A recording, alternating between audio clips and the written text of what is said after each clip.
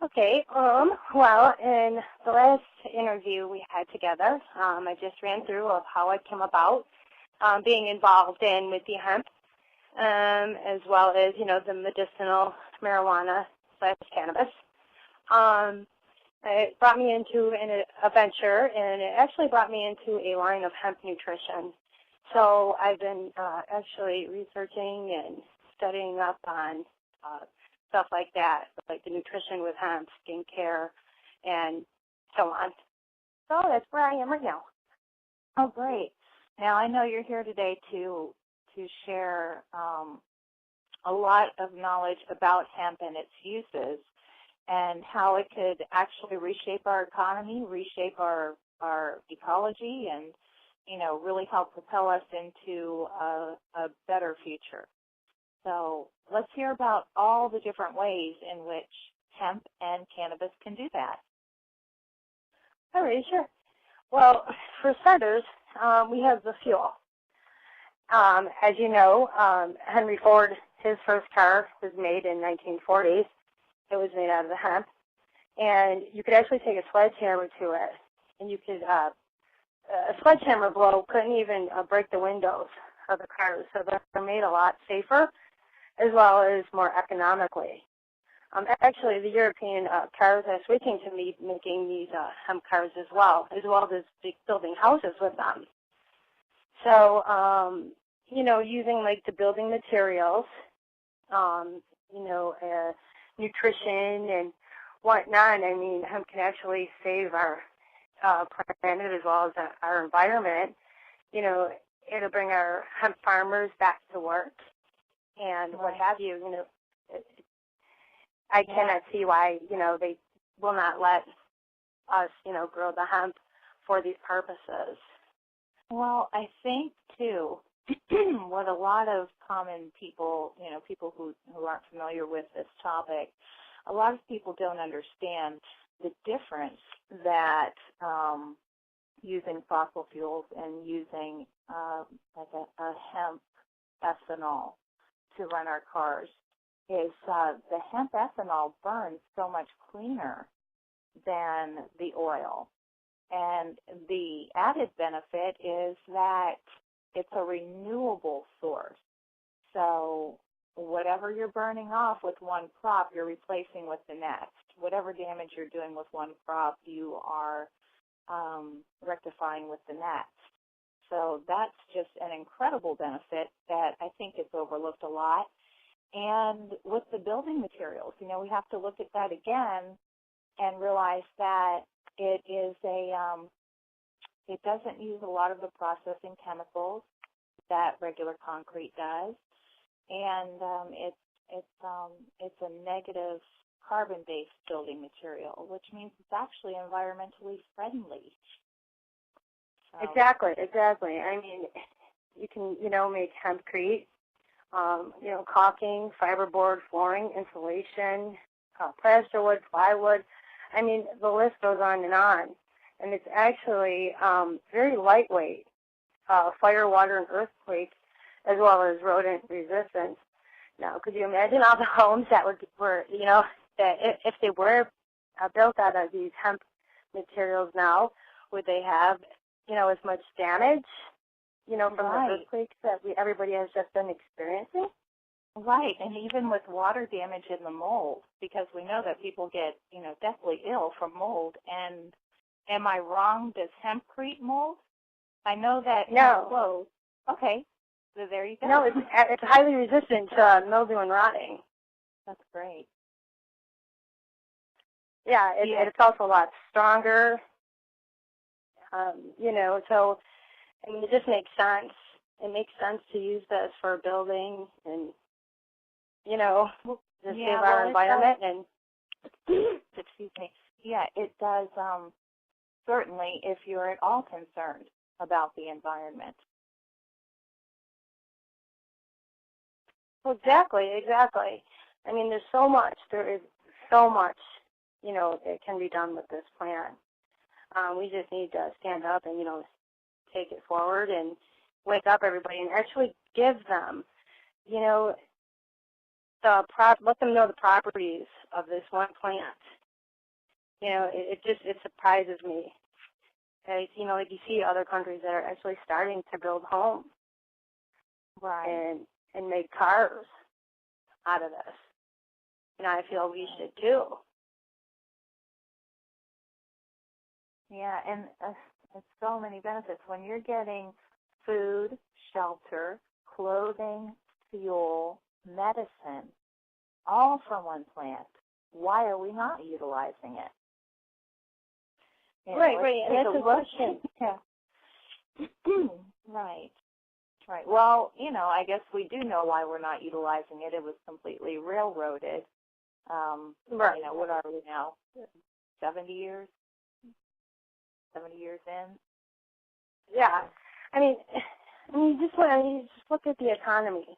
Hemp has a 500 billion estimated worldwide market.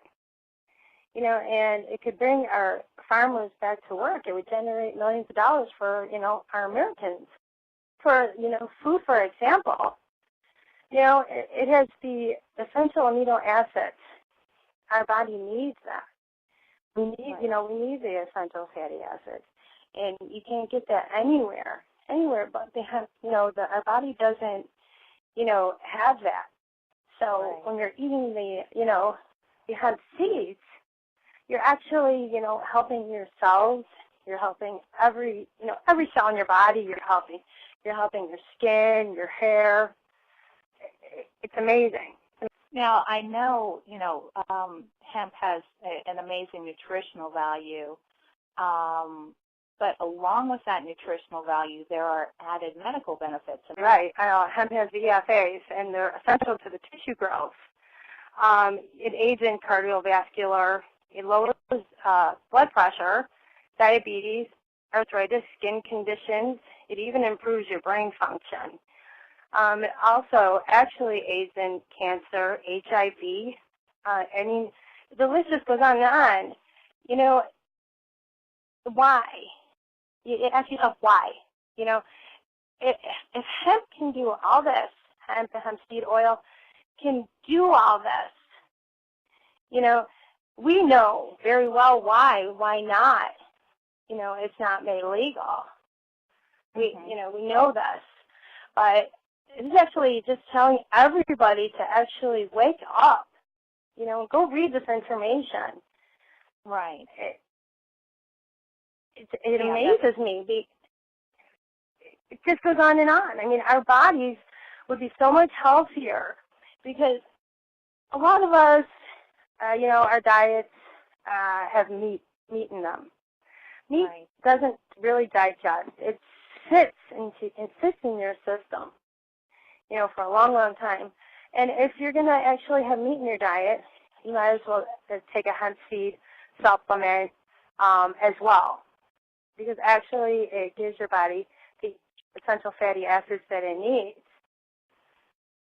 So it prevents a lot of damage. Right. Well, amazing. It really is. It really is. I recommend it for, people who have brittle hair from, usually when you see people with brittle hair, it's not necessarily like what they do to it. It's from their diet. The psoriasis, it's from their diet. These diseases, psoriasis, eczema, do you think they were around way back when? No, when they were using hemp, no, they weren't. They came about, our time, because the fact is we're not getting the nutrition that we should be getting right now. And nobody tells people about it. Nobody tells us about it. Mm-hmm. So we go on and we take a pill for eczema, for psoriasis, with a list of side effects. And the only thing you need is actually the hemp seed oil with the essential fatty acids. You need that. Yeah, right. It does almost seem like we are predisposed, to have this for proper maintenance on our body, only from what the study suggests. Well, I think we are. And it's all like a planned thing, You have this issue. You have psoriasis. You have eczema. You have dry, brittle hair. You have acne. now somebody gets acne and they run to the doctor. They run to the doctor for their acne because, and they get this cream that they put on their face, which can cause many other problems, when all they need is a change in their diet and nutrition. That's all they need. Yeah, I think people who are into the whole foods movement, they get it. But for, your average person who is on the go and eating processed foods and, working 60 to 80 hours a week, they don't have time to pursue this knowledge. So exactly. Right now, there's a petition up about McDonald's. So, I would recommend anybody, listening on this call to go over to PAPSITE and fill out some of those, petitions and what have you, and really find out what's being done and find out what you can do, how you can change. Tammy, are you there? Yes, Hello? I'm here. Okay, it bleeped out for a quick second. It does that sometimes. But I think they got what you were saying. Go to papsite.info, sign the petition. Sign the petition. That's what it's there for. Exactly. I mean, we're here to tell you, non-believers. I mean, I was blind once too. And I snubbed my nose up at the word hemp. And I kind of, blinked away. So I really sat down and I did my research, and I found just unbelievable documents. You can go way back. They were using this plant. And really sit down and think. Back then, was there eczema? Was there psoriasis? Was there all these, problems, autism? The list goes on. And sit there and really think, were these problems around back then? And why are they here now? Back then when they were using this plant. And now we're not allowed to. It's banned. It's hidden. We're told that it's all lies and it's a drug, and really do your research. Yeah, well, okay. I'm going to take that to the schedule, the marijuana being a Schedule 1 substance. And that I just don't get. When you are holding a patent on it for, I suppose healing properties, medicinal properties, when you're holding a patent on it for that, how can you possibly keep it as a Scheduled 1 drug when, by definition, a Schedule 1 drug has no medicinal value?